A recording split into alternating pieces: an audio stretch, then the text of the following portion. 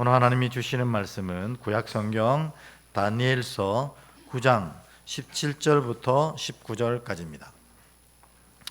구약 1249페이지 다니엘서 9장 17절부터 19절. 세 절 말씀 저와 여러분이 함께 봉독하도록 하겠습니다. 같이 읽습니다. 시작. 그러하온즉 우리 하나님이여 지금 주의 종의 기도와 간구를 들으시고 주를 위하여 주의 얼굴빛을 주의 황폐한 성소에 비추시옵소서. 나의 하나님이여 귀를 기울여 들으시며 눈을 떠서 우리의 황폐한 상황과 주의 이름으로 일컫는 성을 보옵소서. 우리가 주 앞에 간구하는 것은 우리의 공의를 의지하여 하는 것이 아니요 주의 큰 긍휼을 의지하여 함이니이다. 주여 들으소서. 주여 용서하소서. 주여 귀를 기울이시고 행하소서. 지체하지 마옵소서. 나의 하나님이여 주 자신을 위하여 하시옵소서. 이는 주의 성과 주의 백성이 주의 이름으로 일컫는 바 됨이니이다.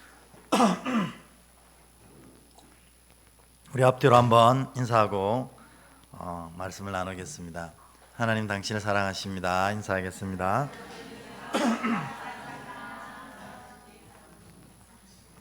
네, 하나님은 정말로 여러분 사랑하시는 것 같습니다. 네, 우리나라 시인 하면 여러분 제일 먼저 떠오르는 사람이 누구십니까? 우리나라 대표적인 시인 이렇게 하면 떠오르는 윤동주. 하늘을 우러러 한 점 부끄럼 없기를. 네, 또 김소월이 대표적인 시가 뭐죠? 영산의 약산 진달래꽃 아름따다 가실 길에 불이 오리다 하죠. 또 혹시 떠오르는 분이 있습니까? 예? 김태주? 나태주? 네. 그분은 저는 처음 듣는데. 네. 요즘에 제가 시집을 안 읽어가지고. 그게 김춘수 같은 분은 꽃이라는 시를. 우리나라는 이렇게 대표적인 시인 이렇게 하면 여러분들이 나오는데, 여러분 중국의 대표적인 시인 하면 거의 대부분 이분을 얘기합니다. 누굴까요? 이태백. 이태백이 있군요. 근데 그쵸, 이태백보다는 거의 대부분 두보를 얘기합니다. 우리는 이태백을 참 많이 알지만 중국인들은 두보를 더 사랑하는 것 같습니다. 오늘 제가 왜 이런 얘기를 하냐면 두보가 지었던 식구 하나를 먼저 볼까 하는 생각을 합니다. 두보시를 한번 보여주시겠어요? 여기 보면 독서 파만권 하필 여유신 하는 시를 지었습니다. 이게 무슨 말이냐면 책을 만권을 읽으면 글쓰기가 신의 경지에 이른다 하는 뜻입니다. 이 뜻이. 그게 뭐냐? 위대한 자기 두보처럼 위대한 이 작가, 위대한 시인도 하루아침에 만들어진 것이 아니라 다른 사람의 책들을 만 권을 열심히 읽어보니까 이 글짓기라는 게, 글쓰기라는 게, 이 작품이라는 게 이렇게 되는구나 알게 된다 하는 겁니다. 여러분, 글쓰기만 그럴까요? 신앙도 똑같습니다. 여러분, 우리의 소원은 어느 날 갑자기 성령이 우리에게 임하셔서 우리의 모든 것을 새롭게 하시고 그때부터 오직 여호와만 바라보고 예수 그리스도만 온전히 섬기며 성령님과 늘 동행하는 그런 삶을 살 수 있으리라 이렇게 얘기하지만 그렇지가 않지 않습니까? 신앙도 사실은 차근히 밟아 나가는 겁니다. 그래서 이 글쓰기도 사실 모방을 통해서 이루어지는 완성작이지만 신앙도 똑같다는 겁니다. 신앙도 진짜 내가 존경할 만한 분들을, 그들의 신앙을 바라보면서 내가 점점 그 사람처럼 바뀌어가서 어느 날 보면 내가 정말 존경하던 사람의 신앙의 모양으로 내가 세워지는 것입니다.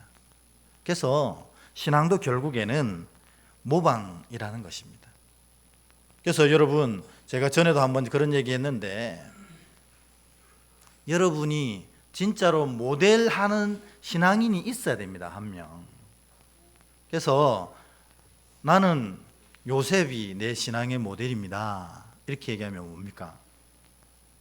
요셉은 하나님의 말씀을 마음속에 품고 이것을 평생 놓치지 않았던 사람입니다. 하나님이 이 말씀대로 이루어 주시리라는 그 고백을 늘 품고 살았던 사람입니다.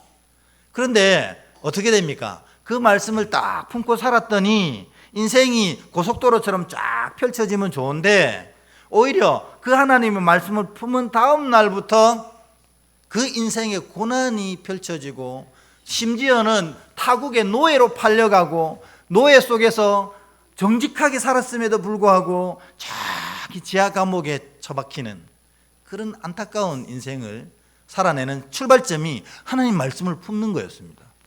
오, 하나님 왜 이러십니까? 근데 이게 다 하나님의 계획이 있으셨던 거예요. 그리고 그 지하 감옥에서 바로왕, 그 당시에 지금으로 치면 미국 아닙니까? 미국과 같은 전 세계를 호령하던 그 바로왕, 그 술 맡은 관원장, 떡 굽는 관원장을 거기서 만나게 되고, 결국 나중에 그 술 맡은 관원장이 그를 청구함으로 바로왕을 직접 대면하는 정말 있을 수 없는 일이 일어나는 거예요. 그리고 어떻게? 그의 꿈을 해석하면서 그가 애굽의 총리가 되는 겁니다. 나는 요셉이 내 롤 모델이야, 이렇게 하면 주님 주신 말씀을 마음속에 다 품고 흔들리지 않는 겁니다. 내가 너와 함께하리라, 나의 의로운 손이 너를 붙들리라, 이 말씀이 내 마음속에 탁 새겨졌으면 이 말씀만 붙잡는 거예요. 여러분, 살다 보면 사는 게 쉽습니까? 어렵습니까? 어렵잖아요. 누가죠? 되게 어려움이 막 속에서 들어. 사는 게 하나도 쉽지 않거든요. 그러나 이 말씀이 있으면 하나님이 의로운 손으로 나를 붙들어 주신다고 하셨어. 그러면 이 어려움의 상황도 주님이 해결해 주실 거야 하고 품고 있으면, 역사가 없는 것 같은데 돌이켜 정신을 차리고 보면 하나님이 이 모든 것을 다 해결해 놓으신 것을 경험하게 되는 거예요. 이게 바로 말씀을 품는 자의 은혜라는 겁니다. 난 요셉의 길을 가서 요셉의 복을 받아, 또 어떤 사람은 다윗의 길을 가서 다윗의 복을 받을 거야 했습니다. 다윗이 제일 잘한 게 뭡니까? 여호와가 내 목자라는 겁니다.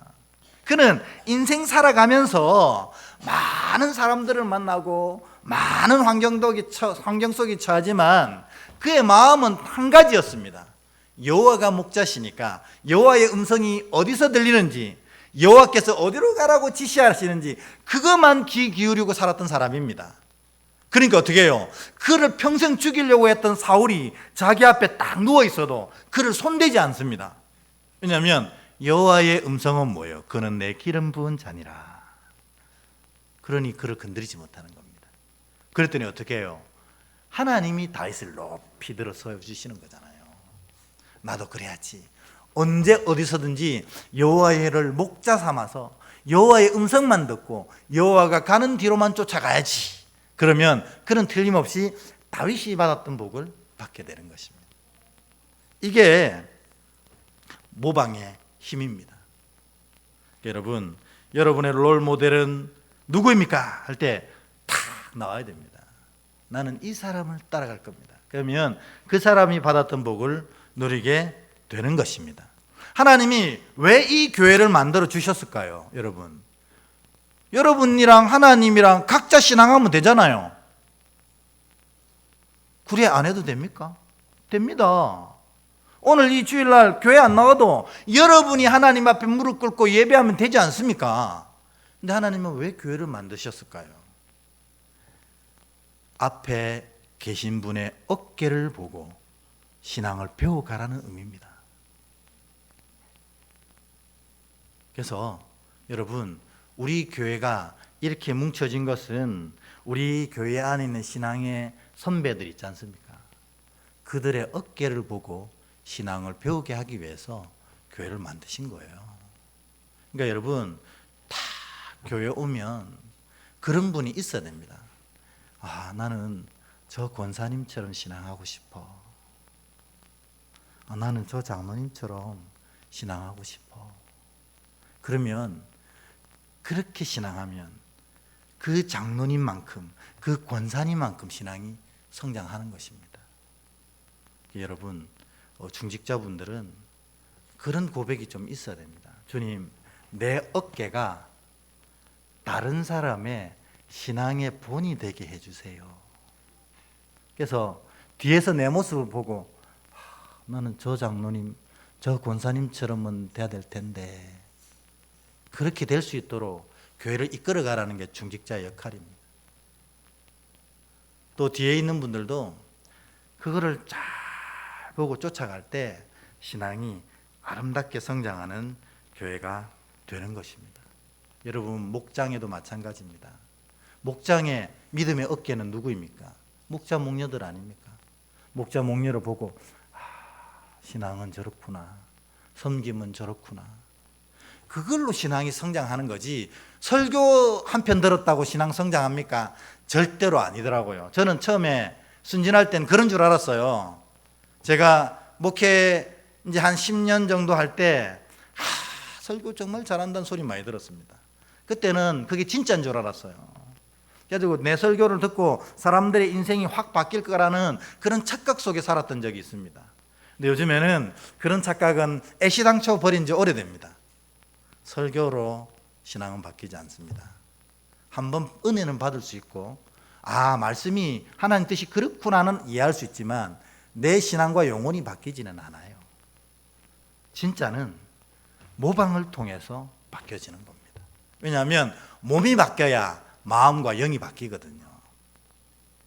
그러니까 모방이 그만큼 중요하다 하는 것입니다. 그래서 여러분, 오늘 나는 누구를 닮아가야지 할 때 나는 저분을 닮아갈 거야 하는 고백이 있어야 신앙이 성장한다는 것입니다. 여러분, 누구 닮아가실 겁니까? 정 없으면 예수님 닮아가십시오. 신앙의 정점이지 않습니까? 그리스도의 장쌍한 분량이 신앙의 목표 아닙니까? 정 안 되면 예수님 닮아가시면 됩니다.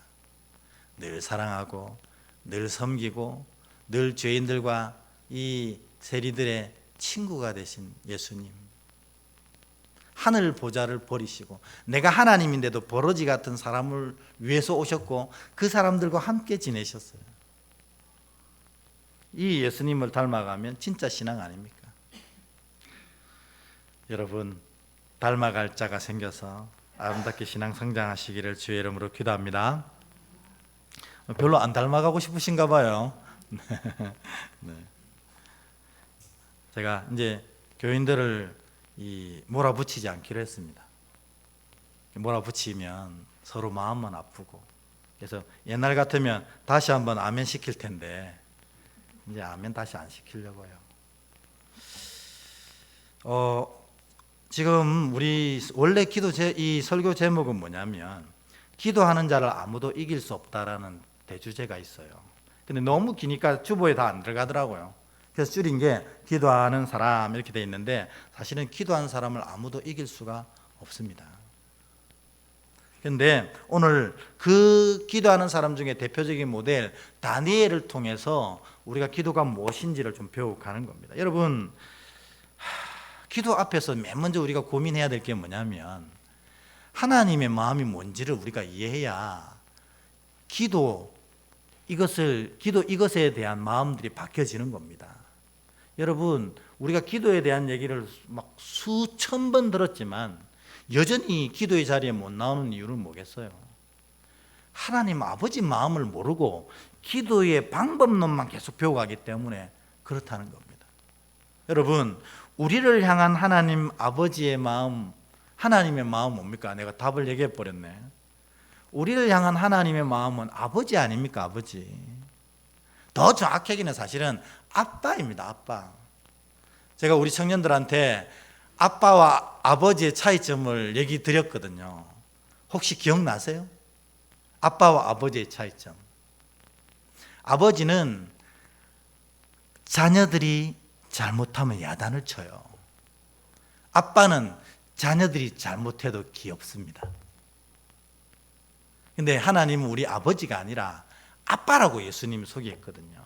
그러니까 너희가 아무리 연약하고 부끄럽고 모자란 모습을 가지고 있어도 하나님은 그걸 귀엽게 여기신다는 거예요. 왜 귀엽게 여기셔요? 이렇게 악한 자들을 사랑하시기 때문에 귀엽게 여기시는 거예요. 저 몰라서 그래. 아직 어려서 그래. 우리가 소망이가 막 예배 시간 뛰쳐나와가지고 아! 하고 막 나가버렸어요. 그러면 우리가 저런 이렇게 합니까? 참 귀엽다 이렇게 하잖아요. 그게 아빠의 마음이라는 겁니다. 아빠는 그런 마음입니다. 그러니 하나님이 우리를 향할 때 항상 그러신 거예요. 우리가 실수하면 저건 몰라서 저렇지. 조금 지나면 조금 잘하면 알게 될 거야. 왜 저럴까 하시지 않고 항상 그렇게 생각하시는 거예요.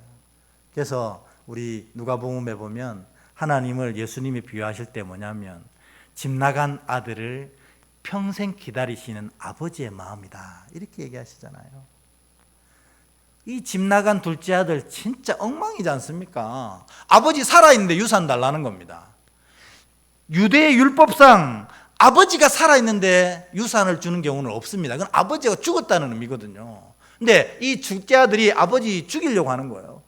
아버지 유산 주이소. 어차피 줄 거 지금 주이소. 근데 아버지가 아무 소리 없이 너 어디다 쓰려고 하냐? 관리 계획은 있느냐? 이런 거 없습니다. 아들이 달라고 하니까 주는 거예요. 귀여워서. 근데 이 아들이 이걸 가지고 도시에 나와서 창기랑 다 써버립니다. 아버지 그거 모를까요? 얘가 돈 벌어보지도 않은 게 돈을 가지고 있으면 펑펑 쓸 거 다 알거든요. 이거 다 쓰고 나면 생활도 안 될 거 뻔히 압니다. 그러니까 아버지가 동구밭에서 기다리면서 작은 아들이 빨리 돌아오기를 바라시는 거예요. 이게 아빠의 마음이라는 것입니다. 결국 아빠의 마음의 핵심은 뭐냐면 자녀들이 복을 누리길 바라신다는 겁니다. 이게 아빠의 마음이에요. 근데 아버지는 안 그래요. 아버지는 자녀가 잘 못하면 욕도 하고요. 호적에서 파라고 하기도 하고요. 때로는 집 나가 하기도 합니다. 이게 아버지와 아빠의 차이라는 겁니다. 근데 우리 하나님은 아빠시라 늘 자녀가 복받기를 바라시는 겁니다. 그래서 하나님은 당신을 사랑하십니다 우리가 인사했는데 그게 그냥 헛된 인사가 아니라는 거죠. 그런 마음으로 우리 앞뒤로 한번 더 인사하실 때 어떻게 인사하시냐면 하나님은 당신이 복받기를 바라십니다 이래 인사하겠습니다. 시작. 그게 하나님의 마음입니다. 하나님 마음이 이러는데 우리가 복 못 받는다는 게 신기한 거예요. 근데 하나님이 이 하늘 복을 우리에게 전해 주실 때 이 두 가지 통로를 통해서 전해 주신다고 합니다. 그러니까 내가 이 복을 못 받는 거는 이게 부족한 것 아닌가 하는 생각을 해봐야 됩니다. 하나님의 복은 뭘 통해서 주시냐면 이거 여러분 너무너무 잘 알지만 이걸 너무너무 우습게 여기는 거예요. 뭐냐면 하나님의 복은 믿음대로 주시는 겁니다. 믿음대로. 이게 변할 수 없는 진리라는 거예요. 때로는 식상하게 느껴집니다. 신앙생활 좀 하면 또 믿음대로 얘기하네. 아이고, 저런 얘기 좀 그만 좀 했으면 좋겠어. 아니라 하나님의 복은 믿음대로 우리에게 허락되는데 왜 이 얘기를 안 해야 되겠어요? 여러분의 하나님을 향한 믿음이 뭐냐? 하나님은 그 믿음대로 여러분에게 복을 베푸시는 거예요. 신약 성경 전체가, 구약 성경 전체가 바로 그 얘기를 하고 있는 겁니다. 그러니까 우리가 하나님의 자녀로서 하나님의 아빠이신 하나님의 은혜를 누리려면 제일 먼저 고쳐나가야 될 게 뭐냐면 우리의 믿음의 그릇을 고쳐나가야 되는 거예요. 다니엘이 그랬습니다. 다니엘이 벨사살 왕 앞에 선포하기를 뭐라고 선포했냐면 지난 수요일 했던 얘기예요. 뭐라고 쓰냐면 하나님은 왕을 높이시기도 하시고 왕을 낮추시기도 하시는 주권자다, 이렇게 고백합니다. 여러분, 우리의 믿음이 그런 믿음이 있으면 하나님께서 그 믿음대로 우리를 이끌어 가시는 거예요. 근데 우리가 하나님이 주권자라는 믿음이 없어요. 그래서 예수를 부르지만 내 삶은 또 내가 알아서 열심히 살려고 하는 이런 어리석은 걸 행하는 겁니다. 그럼 열심히 살지 않아도 됩니까? 그게 아니라 하나님의 복은 내가 고백하고 믿는 대로 이루어지게 되는 것입니다. 그래서 믿음대로 되어진다. 여러분, 그러니까 이 믿음이 어디로부터 출발하는지는 나중에 얘기할 겁니다만 미리 그냥 얘기할게요. 이왕 얘기가 나왔으니까. 믿음이란 그냥 내가 마음속에 품는 것, 이게 믿음이 아니라 믿음은 하나님이 주신 말씀을 내 것으로 고백하는 마음입니다. 아까도 얘기했잖아요. 요셉이 내가 너를 이스라엘의 구원자로 세울 거야. 형들의 10가지의 볏집단이 너를 인사할 거야. 하늘의 달과 별 그리고 11별이 너에게 인사할 거야. 이렇게 얘기할 때 아멘, 주님, 내가 이 민족을 구원하는 구원자가 되는군요. 그걸 마음속에 품는 게 믿음이라는 겁니다. 그러니까 여러분, 말씀이 없으면 그러면 결론적으로 뭐가 없어요? 믿음이 없는 거예요. 품은 말씀이 있어야 그 믿음이 시작되는 겁니다. 하나님 나 사랑 안 하시는 것 같아. 나에게 응답 안 하시는 것 같아. 왜 그럴까요? 내 마음속에 새겨진 말씀이 없는 거예요. 이걸 믿는 게 믿음인데. 그래서 우리가 연초에 송구영신 예배 드릴 때 올해는 안 했는데 내년에는 해야 될 것 같아요. 뭐냐면 뭘 뽑아요? 말씀을 뽑잖아요. 이거 약간 주술적인 것 같아서 안 했거든요. 이게 내 손 뽑은 대로 내가 원하는 말씀이 되길 바라는 조금 그렇나 싶은데 올해는 해야 될 것 같아요. 왜냐하면 그렇게 해서라도 하나님의 말씀을 품는 시간을 가져야겠다. 여러분, 이 말씀이 품겨질 때 그게 믿음이 되고 그 믿음대로 하나님이 이루어 가시는 겁니다. 두 번째는, 그러면 믿음대로가 답이면 또 두 번째는 뭘까요? 그렇죠. 기도대로입니다. 믿음이라는 놀라운 은혜가 담겨졌습니다. 준비되어졌어요. 택배가 준비되었습니다. 이 택배가 우리의 삶 가운데, 영혼 가운데 오게 하는 작업이 바로 기도라는 것입니다. 그래서 하나님의 은혜는, 하나님의 사랑은, 하나님의 복은 기도대로 된다는 겁니다. 이걸 다니엘은 너무나 정확하게 알았습니다. 그래가지고 생명이 빼앗기는 한이 있어도 다니엘이 뺏기지 않으려고 했던 건 뭐냐면 정해진 기도의 시간을 안 뺏기려고 했던 거예요. 다니엘을 시게 하는 많은 신하들이 저거 굴러온 돌이 박힌 돌 뺀다고 이 저 한쪽 구석의 변방에 그 히브리 민족의 노예 한 명을 데리고 왔더니 저가 왕의 신임을 얻고 우리를 다스린다고 속상했어요. 그래가지고 그를 무너뜨리기 위한 방법으로 그가 매일 하나님을 향해 기도하는 것을 발견한 겁니다. 그래서 그 기도를 통해 이 다니엘을 공격해야겠다. 그리고 왕에게 얘기해서 조서를 만들잖아요. 이제로부터 30일 동안 왕 외에는, 왕이 우리의 유일한 신이니 왕 외에는 그 누구에게도 기도해서는 안 된다. 만일 그렇다면 그는 왕을 대적하는 자로 사자굴에 던질 것이다. 그렇게 의인을 탁 찍게 합니다. 그런데 다니엘이 이 사실을 너무나 잘 알았는데도 불구하고 정해진 기도의 시간에 오히려 문을 활짝 예루살렘을 향해 열고 더 큰 소리로 기도합니다. 왜 그럴까요? 하나님의 복은 다리오 왕이 주는 게 아니고 하나님이 주시는 거거든요. 그러니까 다리오 왕이 그 기도를 말렸다 하더라도, 다리오 왕이 말린 건 아닙니다. 신하들이 계책을 쓴 거죠. 말렸다 하더라도 자신은 하늘 복을 얻기 위해서 이 기도의 시간을 지킨 겁니다. 목숨 잃는 것이 차라리 낫지 하나님의 은혜 놓치는 것이 더 싫다는 겁니다. 결국 어떻게 됐습니까? 사자굴에 던져지게 됐는데 다리오 왕이 이 다니엘이 너무 아까우니까 밤에 금식해서 기도하는 거예요. 그리고 아침이 되자마자 뛰어가서 사시는 하나님의 종 다니엘아, 하나님 너를 구원하셨느냐 소리치는 겁니다. 그러니까 다니엘이 사자굴에서 웃으면서 얘기합니다. 이 사자들이 밤새 나를 데펴줘 가지고 따뜻한 밤을 보냈습니다. 그래서 결국 이 다니엘을 모함했던 모든 신하들을 그 사자굴에 오히려 던지고 다니엘을 더 높은 자리에 이 다리오 왕이 세워 놓습니다. 사실 하나님이 세우신 거죠. 여러분, 우리가 이런 마음이 있으면 틀림없이 하늘 복을 누리는 겁니다. 그게 뭐냐면 정해진 기도의 시간을 생명보다 더 소중히 여기는 겁니다. 우리가 그렇습니까? 기도, 아이고 참 잊어버렸네 이럴 때도 많고, 아우 정신없어 바빠 이럴 때가 얼마나 많습니까?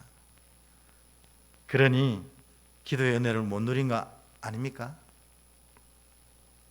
정해진 기도의 시간이 있어야 하고, 정해진 기도의 시간이 있으면 이거는 생명보다 소중해야 합니다.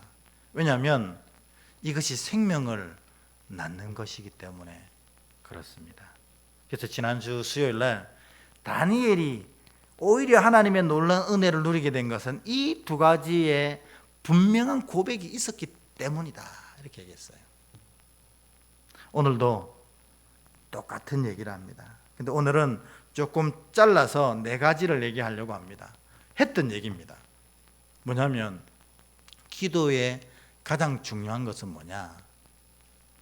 하나님을 향한 믿음이라는 겁니다. 하나님이 우리의 인생을 높이시기도 하고 낮추시기도 하시고, 높일 때 높이시는 이유가 있고 낮추실 때 낮추시는 이유가 있는 거예요. 높일 때도 은혜가 있고 낮출 때도 은혜가 있습니다.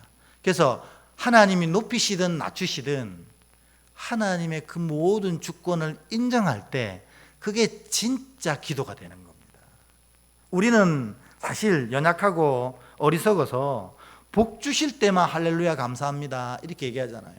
사실은 그때 감사하죠, 복 주시면. 그러나 내 삶에 어려움이 닥칠 때 그때도 하나님의 다 계획과 이유가 있으시거든요. 왜 요셉을 저 지하 감옥까지 처박았을까요?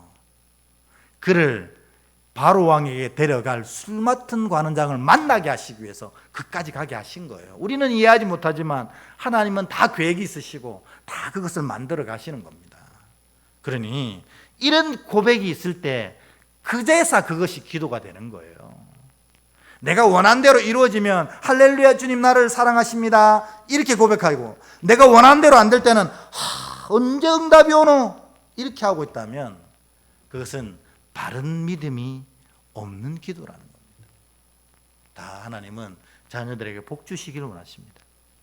그러나 높이실 때 높이실 때가 이유가 있고 낮추실 때는 낮추시는 이유가 있는 것입니다. 그래서 여러분, 기도는 믿음에서 출발한다. 그러니까 믿음이 생기지 않으면 기도는 아무 의미가 없어요. 뭐요? 울리는 꽹과리인 겁니다. 이런 얘기하면 불교에서는 싫어하겠지만 공연불 같은 거예요. 아무 생각 없이 냥냥냥냥냥냥냥 하는 거하고 똑같은 거라는 거예요. 그 기도의 중심에는 이 기도를 이루시는 하나님에 대한 분명한 믿음이 있을 때 그걸 기도라고 부르는 거예요. 두 번째로는 이 기도에 대한 이 기도를 끊임없이 끝까지 하는 마음이 있어야 됩니다. 끝까지 하는 마음. 그러니까 정해진 기도의 시간을 응답 올 때까지 지키는 거예요. 제가 이거 수십 번 얘기했지만 모든 기도 제목이 정해질 때는 그 기도 제목에 합당한 분량이 생깁니다. 그게 성경적이냐? 네. 계시록에 보면 이 하나님을 향한 향로, 기도의 그릇이 가득 차니까 천사들이 이 기도를 그릇을 향로를 들어서 하나님께 올려드릴 때 하나님이 이 향로를 받으셔서 다시 부어주시는 과정이 일어납니다. 모든 기도의 제목에는 기도의 분량이라는 것이 있어요. 그래서 어떤 기도는 열흘 하면 채워지는데 어떤 기도는 10년짜리가 있는 거예요. 어떤 기도는 100년짜리도 있습니다. 그러나 그것이 이루어질 때까지 우리가 기도할 때 반드시 기도는 완성되는 것입니다. 그래서 여러분, 정해진 기도의 시간을 끝까지 지키는 게 기도의 두 번째 핵심이라는 겁니다.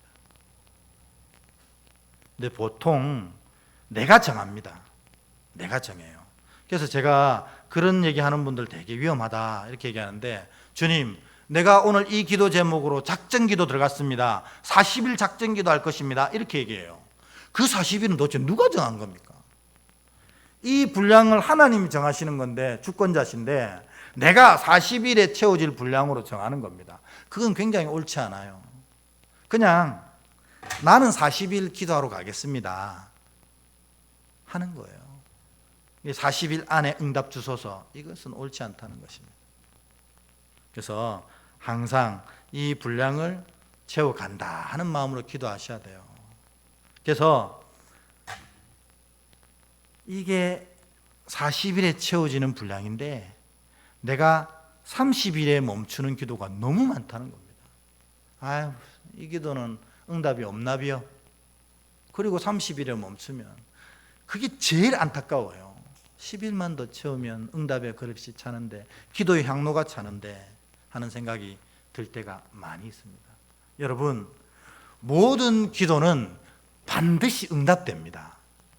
왜냐하면 하나님이 기도대로 자녀에게 복을 주시기로 마음을 정하셨기 때문에 모든 기도는 다 응답됩니다. 그런데 우리가 이 정해진 기도의 시간을 채우지 못하고 이 기도의 분량을 채우지 못해서 이것을 누리지 못할 때가 많다 하는 것입니다. 세 번째 얘기는 이걸 먼저 읽고 해보도록 하겠습니다. 다니엘서 9장 2절입니다. 9장 2절. 다니엘서 9장 2절. 우리 같이 한번 읽어보겠습니다. 시작. 곧 그 통치 원년에 나 다니엘이 책을 통해 여호와께서 말씀으로 선지자 예레미야에게 알려주신 그 연수를 깨달았나니 곧 예루살렘의 황폐함이 70년 만에 그치리라 하신 것이라. 아멘. 오늘 다니엘이 이제 하나님의 이 도우심과 역사하심을 통해서 이 바벨론의 높은 통치자로 서 있었지만 마음이 절대로 편하지 않았습니다. 왜냐하면 자신의 조국 이스라엘은 다 돌 위에 돌 하나도 남겨지지 않고 다 회파되고 무너진 상태입니다. 모든 백성들은 다 죽어버리고 이제 끌려온 백성들은 이 바벨론에서 노예 생활을 하고 있는 안타까운 상황입니다. 그러니 이 다니엘이 주여 이 나라와 민족을 어떻게 하실 것이니까 라고 늘 기도했습니다. 그런데 오늘 보면 그 기도의 응답이 어디에서 나왔다고 합니까? 여호와의 말씀, 하나님의 성서, 책에 그 응답이 있었다는 것입니다. 그러니까 여러분, 기도의 진짜 중요한 핵심은 1번이 뭐예요? 맨 처음 뭐라고 그랬죠? 믿음이다. 하나님이 주권자라는 믿음을 고백 못하면 기도는 아무 의미가 없다. 두 번째로는 응답받을 때까지 끝까지 정해진 기도 시간을 지키는 거다. 왜냐하면 기도의 분량이 다 있으니까. 세 번째 뭐냐면 너의 기도의 근거가 바로 말씀이어야 한다 하는 거예요. 우리는 사실 우리가 기도할 때 어떤 식의 기도를 하냐면 내 삶에 문제가 생기면 아버지 이 문제를 어떻게 해결해야 됩니까? 이렇게 기도하거든요. 뭐 그런 기도 하지 말라는 것도 아니고 그런 기도가 나쁜 기도도 아닙니다. 내 삶의 어려운 문제를 누구한테 아뢰겠어요? 하나님께 아뢰야지. 그러나 이 어려움 앞에서 어떤 응답을 먼저 구해야 되냐면 이 어려움에 합당한 하나님의 뜻과 말씀이 무엇인지를 구해야 되는 거예요. 그러면 내가 앞으로 기도할 때 주여, 예를 들어 내가 질병 있잖아요. 허리가 너무너무 아픕니다. 그래서 주여, 이 허리 어떻게 하실 겁니까? 빨리 허리 낫게 해주세요. 이것도 기도지만 더 좋은 기도는 뭐냐면 성경 속에서 하나님이 병자들을 고치실 때 뭐라고 하셨는지를 받는 거예요.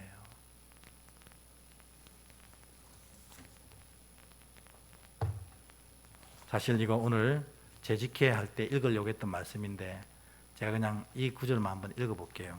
마태복음 14장 36절에 보면 이렇습니다. 다만 예수의 옷자락에라도 손을 대게 하시기를 간구하니 손을 대는 자는 다 나음을 얻으니라. 아멘. 이걸 받아야 됩니다. 하나님, 허리 언제까지 이러실 거예요? 빨리 낫게 해주세요. 이게 아니고, 다만 예수의 옷자락에라도 손을 대는 자는 다 나음을 입으리라 하셨사오니 주여, 이 마태복음 14장 36절의 은혜로 부으소서. 이게 기도란 말입니다. 그러면 주님이 꼼짝 못 하시는 거예요. 왜냐하면 말씀하셨으니까. 우리가 기도하는 방식이 어떻게 해야 되는지 우리 잘 모르고 할 때가 많은 거예요. 그러니까 밤새도록 주여 허리, 주여 허리 이렇게 하지만 그게 능력과 역사를 이루지 못하는 수가 많다는 겁니다. 그래서 말씀을, 내 개인적인 기도 제목에 대한 하나님의 말씀을 붙잡고 기도할 때 이것이 놀라운 능력을 나타내는 겁니다. 그래서 우리가 성경을 읽어야 되는 이유가 거기에 있는 겁니다. 다니엘은 이 사실, 하나님께서 이 민족을 어떻게 하실 겁니까? 이랬더니 예레미야서를 통해서 뭐라고 얘기하셨냐면 70년 뒤에 내가 회복시켜 줄게, 그 얘기를 하시는 거예요. 그러니까 다니엘이 그때 신난 겁니다. 이게 그치지 않을 것 같은, 해결되지 않을 것 같은, 우리 민족은 이제 끝난 것 같은, 이 나라는 다시 세울 수 없을 것 같은 절망감 속에서 기도했는데 하나님이 예레미야서를 통해서 70년 뒤에 회복시켜 주신다는 거예요. 아멘. 이 말씀대로 되게 하옵소서. 이렇게 기도되는 겁니다. 그러니 다니엘의 기도가 강력해지는 겁니다. 그래서 기도의 세 번째는 말씀을 붙잡고 기도해야 된다 하는 겁니다. 마지막, 다니엘서 9장 3절부터 3절 읽고 5절 6절 읽고 이렇게 해보도록 하겠습니다. 다니엘서 9장 3절 5절 6절 같이 읽습니다. 시작. 내가 금식하며 베옷을 입고 죄를 덮어쓰고 주 하나님께 기도하며 간구하기를 결심하고 우리는 이미 범죄하여 패역하며 행악하며 반역하여 주의 법도와 규례를 떠났사오며 우리가 또 주의 종 선지자들이 주의 이름으로 우리의 왕들과 우리의 고관과 조상들과 온 국민에게 말씀하신 것을 듣지 아니하였나이다. 아멘. 이제 하나님이 주권자 되심을 분명히 믿는 믿음으로 기도합니다. 그리고 또 기도의 분량이 있음을 믿고 정해진 기도의 시간을 생명보다 더 소중히 여기며 기도합니다. 그리고 마지막 세 번째 뭐예요? 그 기도 가운데 이 문제에 대한 말씀의 응답을 붙잡고 기도합니다. 그리고 오늘 마지막에 하나님이 그 응답 주시는 그릇을 만들어가는 기도를 한다는 겁니다. 여러분, 제가 맨날 이런 얘기 하잖아요. 어저께 밤에 비 왔죠? 사택은 이게 비가 오면 빗소리가 되게 이쁘게 많이 들리거든요. 비가 온 것 같아요, 밤새. 근데 아침에 오니까 그 비가 하나도 없어요. 다 어디 갔는지. 왜 그럴까요? 담아내지 않았기 때문에 그렇습니다. 담아내지 않았기 때문에. 하나님은 자녀에게 아빠시기 때문에 한량없는 은혜를 다 베풀어 주십니다. 주실 것이다가 아니고 주십니다. 근데 내가 담는 그릇이 없다는 거예요. 그러니까 아침 되면 언제 비 왔냐는 듯이라는 겁니다. 하나도 남은 게 없어요, 은혜가. 그래서 다니엘은 마지막 기도의 핵심적인 내용으로 뭐라고 부르냐면 기도의 그릇을, 응답의 그릇을 만들어내자 하는 겁니다. 여러분, 이 마지막이니까 여러분한테 퀴즈 한번 낼까요? 이 기도의 응답을 누리는 이 응답의 그릇, 이것은 뭘까요? 오늘 다니엘이 고백한 대로 보면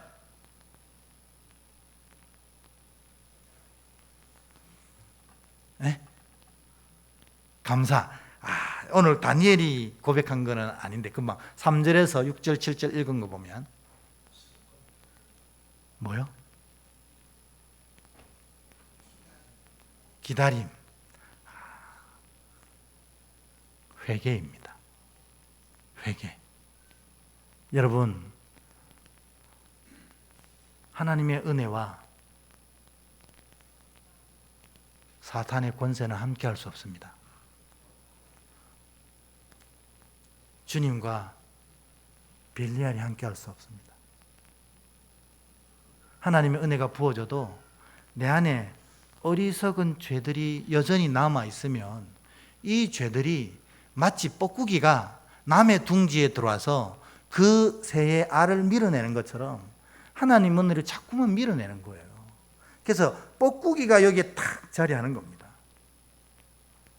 그래서 이 은혜의 그릇, 기도의 응답의 그릇을 만들어 간다는 건 뭐냐면 내 안에 있는 죄를 다 제거하는 회개의 작업을 거쳐서 요 그릇이 하나님 은혜 받기에 합당하도록 깨끗하게 만들어가는 작업이 필요하다는 거예요.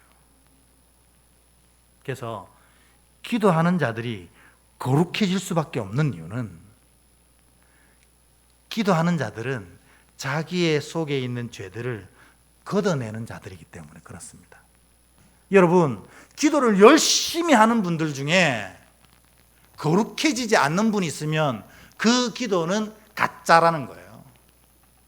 진짜 기도하면 이 그릇을 만들어가는 작업을 하기 때문에 내 안에 있는 모든 죄들을 덜어내는 작업, 그래서 은혜가 채워질 수 있도록 내 그릇을 준비하는 작업을 하는 게 기도이기 때문에 기도하는 자들은 거룩해집니다. 그러니까 기도하는 자를 이길 수가 없는 겁니다. 4가지 다 했습니다. 여러분, 제가 지금 기도에 대해서 계속 얘기하는 이유는 뭘까요? 기도하시면 은혜를 누리기 때문에 그렇습니다. 다시 4가지잖아요. 오늘 어떻게 기도할 건가? 첫 번째는 뭐부터 가지라고 했습니까? 믿음대로 됩니다. 하나님이 주권자 주관자십니다.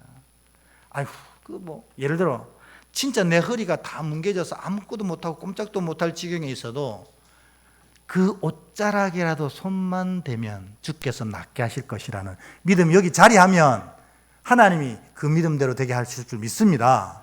이게 진짜 1.1억에 이 의심도 없이 믿어지면 그렇게 나타나는 거예요.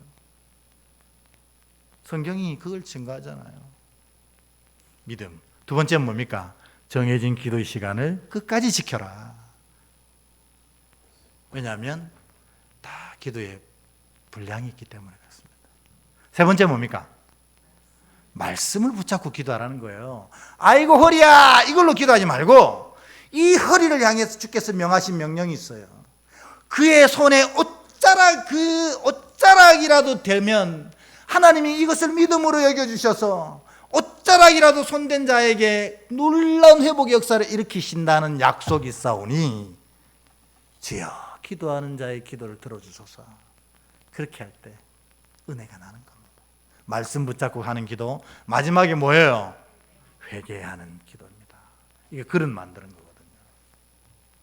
요 4가지 기도를 통해서 하나님이 자녀에게 복 주실 때 믿음대로 주고 기도대로 주신다고 하셨는데 그 놀라운 기도대로 놀라운 응답을 누리는 여러분들이 되시기를 주의 이름으로 축복합니다.